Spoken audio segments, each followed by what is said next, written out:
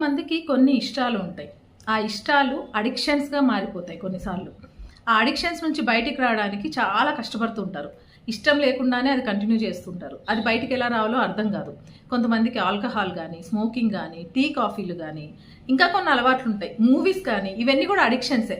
మీరు ఇష్టాన్ని ఇష్టంగా పెట్టుకుంటే బానే ఉంటుంది. అడిక్ట్ అయిపోయారనుకోండి, ఇంకా పెద్ద పెద్ద అడిక్షన్స్ గురించి నేను చెప్పట్లేదు. అడిక్ట్ అయిపోతే మాత్రం ఇబ్బందులు పడతారు. ఓకేనా? సో వీటికి ఏం చేయాలి? యాక్చువల్గా అడిక్షన్కి రీజన్ ఏంటో తెలుసా? డోపమైన్ అని మనకి ఒక హార్మోన్ రిలీజ్ అవుతుంది. అది చేసినప్పుడు హ్యాపీగా అనిపిస్తుంది. సో దానికి అలవాటు పడిపోతాం.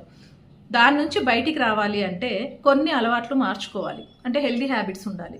ఒక దాని మీద ఫోకస్ పెట్టాలి. ఇప్పుడు వర్కౌట్ చేసి బాడీ పెంచడము, లేకపోతే కొంతమంది కొన్ని మంచి మంచి ప్లేసెస్కి తిరగడము, కొత్త పీపుల్ని కలవడము చేయడము, ఇలాంటి కొన్ని మార్పులు చేయడం వల్ల ఈ అడిక్షన్స్ నుంచి బయటికి రావచ్చు. కానీ ఒకటైతే గుర్తుపెట్టుకోండి, బయట చాలా రకాల ప్రోడక్ట్స్ అమ్ముతారు అడిక్షన్స్ నుంచి బయటికి రావడానికి.